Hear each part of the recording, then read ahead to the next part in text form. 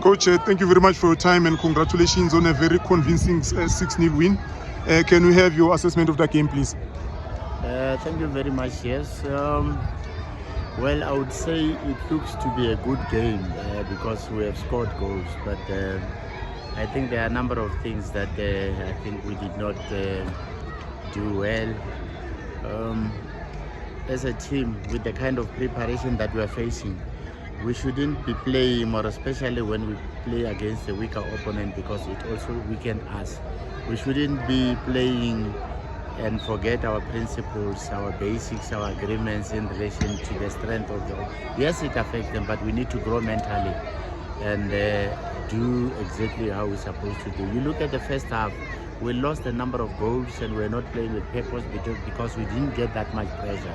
And it's something that we don't have to. You look at maybe our session when we play against each other, the intensity looks to be far much better than the way it is. But other than that, you become happy as a coach and the technical team when you can create opportunities and score goals, more especially if you can't concede.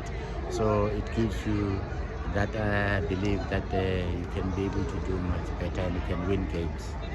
Coach, what was your tactical approach coming into this game, and what is your assessment of how the boys applied that approach, and where do you think perhaps you could have done better?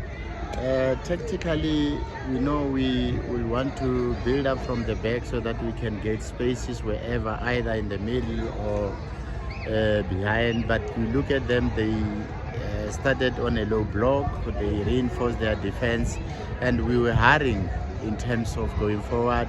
Sometimes when we want the space that is there, we could look down and have a lot of time doing the build-up, instead of forcing them. Because we can do build-up. Build-ups are for the purpose, more especially at the back, for the purpose of getting spaces. Once we get that space, let's use it. So in most cases, we used to get those spaces, but we're not using them. It's something that we need to stress and look into so that our game should become far much better as it goes. And what are some of the things that you take away as positives that you are happy with that transpired throughout the game? The chances that we create, we convert. Create chances, then you convert. It might be a very bad game on a day. We focus more on the kind of chances that, you see, create chances, create. This is the song that we normally sing. So we don't want to create chances, we want to score goals. So it's an area there where I think we are there yet, but if we tighten it, then we can be able to compete in the AFCON. Coach, I think we're about just over a month from the kickoff of the AFCON. What is the schedule going forward until the time where you go to Ivory Coast, in terms of when will the final squad be announced? Are there any other scheduled friendlies, perhaps more with the North opponents, since we have Morocco and Egypt in our group, and even from the West, since we have Nigeria in our group? Yeah, we already put up a plan. Like this camp is in plan for us to say that we'll have this camp.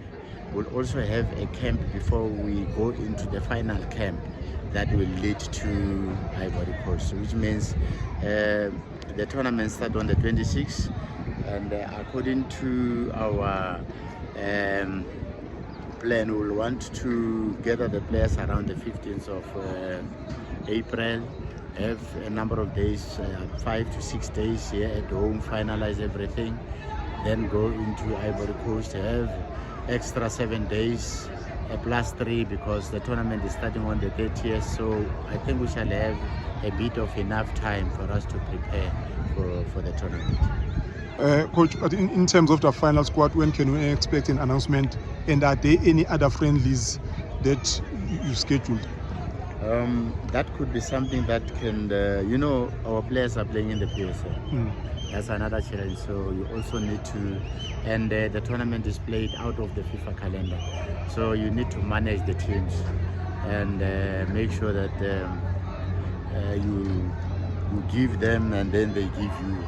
So, but the plan is we can only announce the team, I think, in the camp in here before we go out to the other camp. For now, we might be lying to say we can be able to announce the team. Now, Coach, you mentioned something important, that the tournament is outside of the FIFA calendar and clubs are not obliged to release players. But I'm sure by now you've had engagement with certain teams. Exactly. And how does it look like? Does it look like we might get all of them, or there are some that we might struggle to get? From the discussion that we have had, individuals with different levels, let one be honest, they've been very, very positive. You can look at it now.